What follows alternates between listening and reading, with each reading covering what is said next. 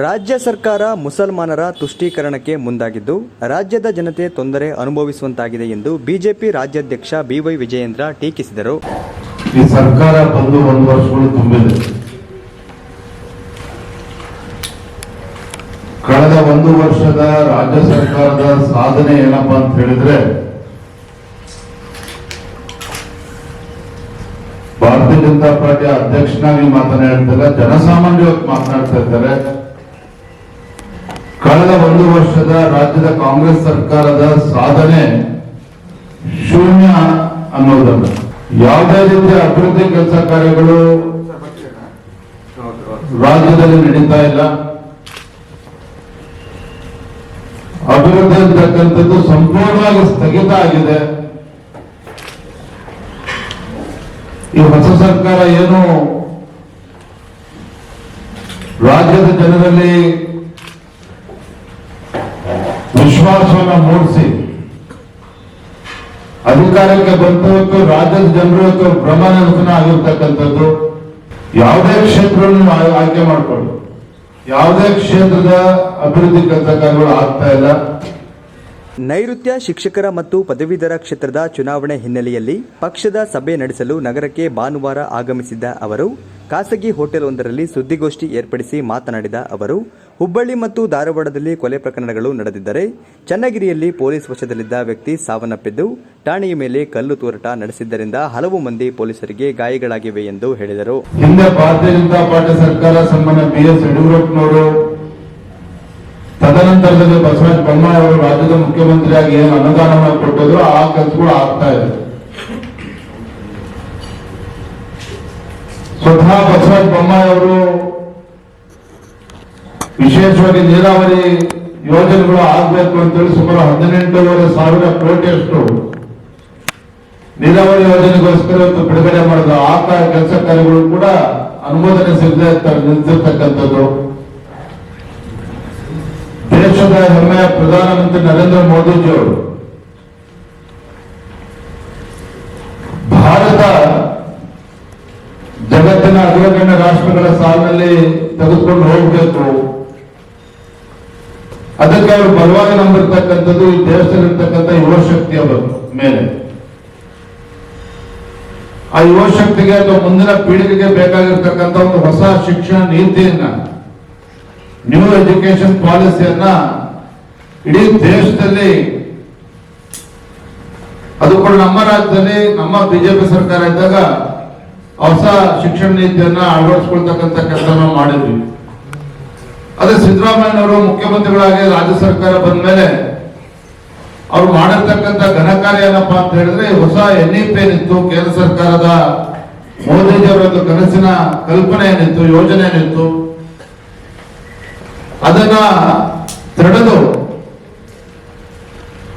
ರಾಜ್ಯ ಸರ್ಕಾರ ತನ್ನದಾದಂತ state education ಪಾಲಿಸಿನ ತರ್ತೇವೆ ಅಂತ ಹೇಳಿ ಇದರ ಪರಿಣಾಮ ರಾಜ್ಯದ ಜನ ಇವತ್ತು ಅನುಭವಿಸ್ತಾ ಇದ್ದಾರೆ. ಪ್ರಜಾಪ್ರಭುತ್ವದ ದೇಶದ ವಿಧಾನಸೌಧದಲ್ಲಿ ಶುರುವಾದಂತ ಪಾಕಿಸ್ತಾನ್ ಜಿಂದಾಬಾದ್ ಜಯಘೋಷ, ಅದಕ್ಕೂ ಕೂಡ ಕಡಿವಾಣ ಹಾಕ್ತೇನೆ, ತಪ್ಪಿತಸ್ಥನ ಒಂದು ಒಳಗಾಗ್ತೇನೆ ಹೊತ್ತು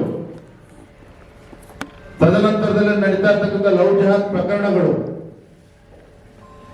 ಹುಬ್ಳಿ, ಬೆಳಗಾವಿ, ಗುಲ್ಬರ್ಗ, ದಾವಣಗೆರೆ, ಗದಗದಲ್ಲಿ, ಚನ್ನಗಿರಿಯಲ್ಲಿ ನಡೆದಿರ್ತಕ್ಕಂಥ ಹತ್ಯೆ ಪ್ರಕರಣಗಳು, ಮೊನ್ನೆ ನಡೆದಂತ ಚನ್ನಗಿರಿ ಘಟನೆ, ಮಟ್ಕ ದಂಧೆ, ಸಾವಿರಾರು ಸಂಖ್ಯೆಯಲ್ಲಿ ಬಂದು ಪೊಲೀಸ್ ಸ್ಟೇಷನ್ ನುಗ್ಗಿ ಅಲ್ಲಿರ್ತಕ್ಕಂಥ ಎಲ್ಲ ವ್ಯವಸ್ಥೆಯನ್ನ ಹಾಳು ಮಾಡಿ ಪೊಲೀಸರ ಮೇಲೆ ಹಲ್ಲೆ ಮಾಡ್ತಾರೆ ಅಂತ ದುಸ್ಸಾಹಸಕ್ಕೆ ಕೈ ಹಾಕ್ತಾರೆ ಅಂತ ಹೇಳಿದ್ರೆ, ಇವತ್ತು ನಮ್ಮ ರಾಜ್ಯದಲ್ಲಿ ಒಂದು ಚುನಾಯಿತ ಸರ್ಕಾರ ಇದೆಯಾ, ಇಲ್ಲೊಬ್ರು ಮುಖ್ಯಮಂತ್ರಿಗಳು, ಒಬ್ರು ಗೃಹ ಸಚಿವರು ಇದ್ದಾರೆ ಅಂತಕ್ಕಂಥ ಪ್ರಶ್ನೆ ರಾಜ್ಯದ ಜನರು ಮಾಡ್ತಾ ಇದ್ದಾರೆ. ಕಾಂಗ್ರೆಸ್ ಪಕ್ಷ ರಾಜ್ಯದ ಅಧಿಕಾರ ಚುಕ್ಕಾಣಿ ಹಿಡಿದು 1 ವರ್ಷವಾಗಿದ್ದು ಸಾಧನೆ ಶೂನ್ಯವಾಗಿದೆ. ಅಭಿವೃದ್ಧಿ ಕೆಲಸಗಳು ಸಂಪೂರ್ಣವಾಗಿ ಸ್ಥಗಿತಗೊಂಡಿದ್ದು ರಾಜ್ಯದ ಜನತೆ ಭ್ರಮನಿರಸನಗೊಂಡಿದ್ದಾರೆ. ಅಭಿವೃದ್ಧಿ ಕೆಲಸಕ್ಕಾಗಿ ಮುಖ್ಯಮಂತ್ರಿಗಳು ಯಾವುದೇ ಗುದ್ದಲಿ ಪೂಜೆ ನೆರವೇರಿಸಿಲ್ಲ, ಗ್ಯಾರಂಟಿ ಗುಂಗಿನಲ್ಲೇ ಮುಳುಗಿದ್ದಾರೆ ಎಂದು ಟೀಕಿಸಿದರು. ಸರ್ಕಾರಕ್ಕೆ ಪ್ರಶ್ನೆ ಮಾಡ್ತಾ ಇದ್ದಾರೆ. ಅದೆಲ್ಲೋ ಒಂದ್ ಕಡೆ ಕಾಂಗ್ರೆಸ್ ಸರ್ಕಾರದ ಅಲ್ಪಸಂಖ್ಯಾತ ಪರವಾಗಿರ್ತಕ್ಕಂಥ ಮೃದು ಧೋರಣೆ ಏನಿದೆ,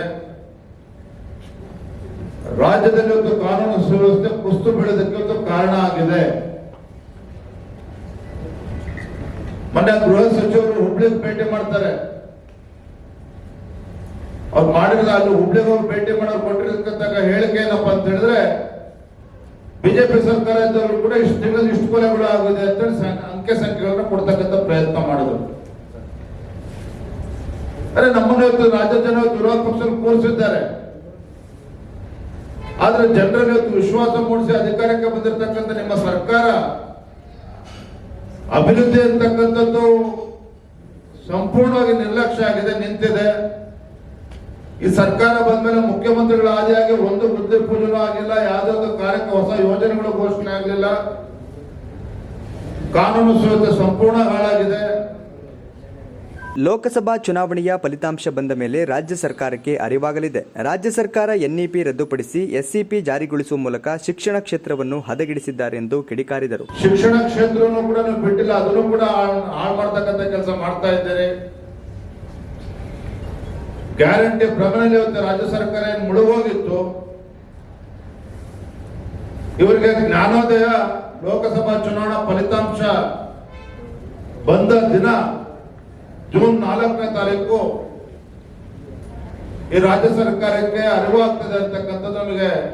ಸುದ್ದಿಗೋಷ್ಠಿಯಲ್ಲಿ ವಿಧಾನ ಪರಿಷತ್ ಉಪಸಭಾಪತಿ ಎಂಕೆ ಪ್ರಾಣೇಶ್, ಮಾಜಿ ಸಚಿವರಾದ ಸಿಟಿ ರವಿ, ಶಾಸಕ ಸುನಿಲ್ ಕುಮಾರ್, ಮಾಜಿ ಶಾಸಕ ಜೀವರಾಜ್, ಉಡುಪಿ ಚಿಕ್ಕಮಗಳೂರು ಲೋಕಸಭಾ ಕ್ಷೇತ್ರದ ಬಿಜೆಪಿ ಅಭ್ಯರ್ಥಿ ಕೋಟಾ ಶ್ರೀನಿವಾಸ್ ಪೂಜಾರಿ, ವಿಧಾನ ಪರಿಷತ್ ಸದಸ್ಯ ಅರುಣ್, ನೈಋತ್ಯ ಪದವೀಧರ ಕ್ಷೇತ್ರದ ಅಭ್ಯರ್ಥಿ ಡಾಕ್ಟರ್ ಧನಂಜಯ ಸರ್ಜಿ, ನೈಋತ್ಯ ಶಿಕ್ಷಕರ ಕ್ಷೇತ್ರದ ಬಿಜೆಪಿ ಜೆಡಿಎಸ್ ಮೈತ್ರಿ ಅಭ್ಯರ್ಥಿ ಎಸ್ಎಲ್ ಭೋಜೇಗೌಡ, ಮಾಜಿ ಶಾಸಕ ಸುರೇಶ್, ಬಿಜೆಪಿ ಜಿಲ್ಲಾಧ್ಯಕ್ಷ ಎಂಆರ್ ದೇವರಾಜ್ ಶೆಟ್ಟಿ, ಬಿಜೆಪಿ ರಾಜ್ಯ ರೈತ ಮೋರ್ಚಾ ಪ್ರಧಾನ ಕಾರ್ಯದರ್ಶಿ ಎಚ್ಸಿ ಕಲ್ಮರಡಪ್ಪ ಉಪಸ್ಥಿತರಿದ್ದರು.